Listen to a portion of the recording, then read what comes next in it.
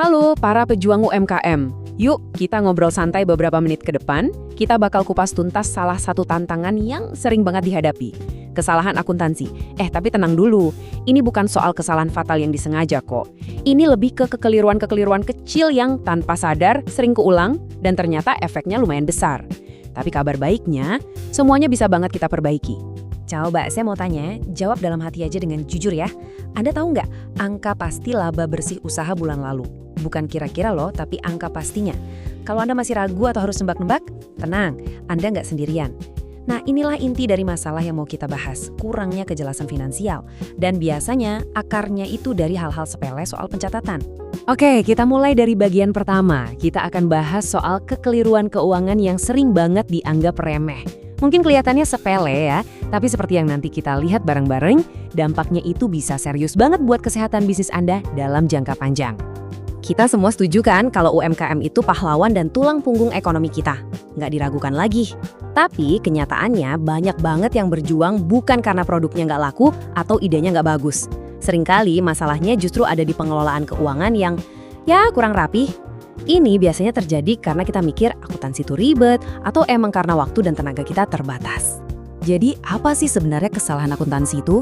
Gampangnya gini, setiap kekeliruan dalam mencatat transaksi penting banget buat digarisbawahi ya. Dalam konteks UMKM, ini tuh biasanya bukan karena sengaja mau curang, tapi lebih karena keterbatasan waktu atau mungkin pengetahuannya belum sampai sana.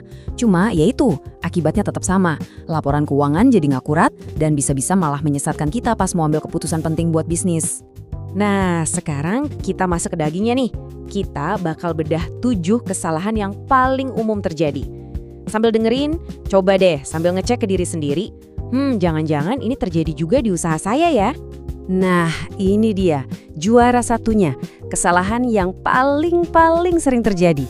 Pakai satu rekening bank atau bahkan satu laci kas yang sama buat urusan bisnis sekaligus kebutuhan pribadi.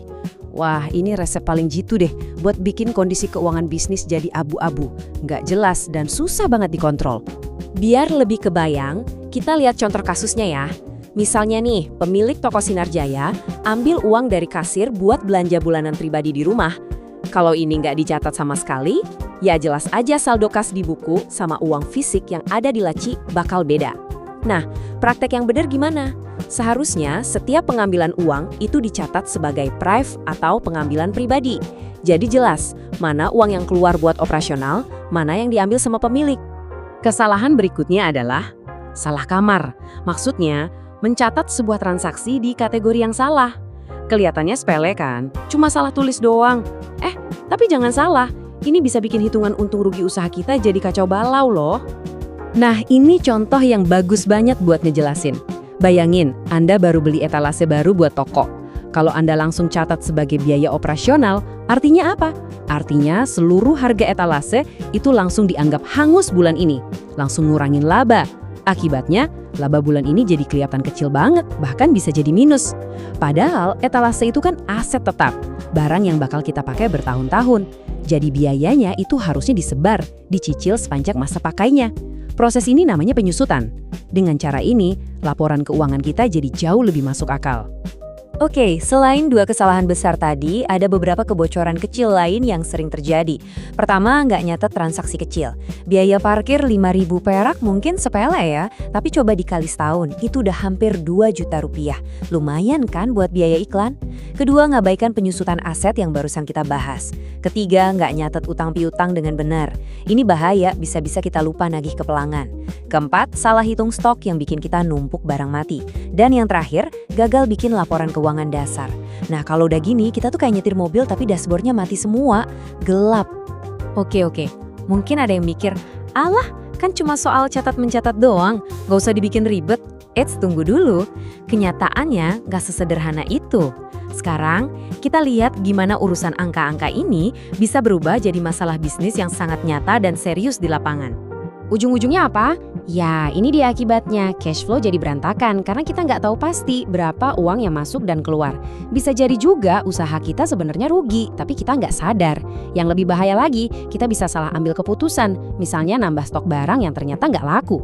Dan ini yang paling sering jadi sandungan. Pas kita butuh modal tambahan buat berkembang, bank atau investor langsung nolak. Kenapa? Karena kita nggak bisa nunjukin laporan keuangan yang bisa dipercaya. Oke, cukup ngomongin masalahnya ya. Bikin pusing. Sekarang kita fokus ke solusinya. Kabar baiknya adalah memperbaiki ini semua tuh nggak serumit yang kita bayangin kok. Yuk kita lihat langkah-langkah praktis yang bisa Anda mulai terapkan. Bahkan hari ini juga. Nah, ini dia bagian terpentingnya. Solusinya ada di 6 langkah praktis ini. Mulai dari yang paling dasar dan hukumnya wajib, pisahkan rekening bank pribadi dan usaha. Nggak bisa ditawar lagi. Setelah itu, disiplinkan diri buat catat semua transaksi, mau sekecil apapun itu. Biar gampang pakai format yang sama setiap hari, biar konsisten. Terus coba deh setiap akhir bulan bikin laporan laba rugi yang simple aja. Dan yang penting, manfaatkan teknologi. Sekarang udah banyak banget aplikasi pembukuan yang gratis atau murah dan gampang banget dipakainya. Sebagai penutup, yuk kita coba ubah cara pandang kita soal akuntansi. Ini bukan sekedar tugas administratif yang ngebosenin dan bikin ngantuk. Anggaplah akuntansi ini sebagai alat strategis, sebagai kompas yang bakal nuntun bisnis kita dari yang tadinya cuma sekedar bertahan hidup jadi bisa bertumbuh dan berkembang. Di sini kelihatan jelas banget hasilnya. Kalau akuntansi kita benar, kita jadi punya kontrol penuh atas biaya-biaya yang keluar. Kita juga bisa bikin rencana ke depan yang lebih matang karena dasarnya data, bukan lagi pakai perasaan. Dan yang gak kalah penting, kepercayaan dari pihak luar kayak bank dan investor bakal naik drastis. Kutipan ini benar-benar merangkum semuanya dengan pas, profesional dan berkelanjutan. 2 kata kunci itu penting banget, itulah tujuan akhirnya kan. Dan pencatatan yang konsisten inilah jembatan yang bisa membawa usaha kita dari yang mungkin tadinya cuma hobi, jadi sebuah bisnis yang dikelola secara profesional dan punya masa depan yang cerah. Terima kasih banyak sudah menyimak sampai akhir. Pesan terakhir dari saya, jangan ditunda-tunda lagi. Ambil buku catatan atau buka aplikasi di HP Anda sekarang juga. Langkah kecil yang Anda lakukan hari ini, yaitu mulai mencatat dengan benar, percayalah, itu adalah investasi terbesar untuk masa depan usaha Anda. Sampai jumpa!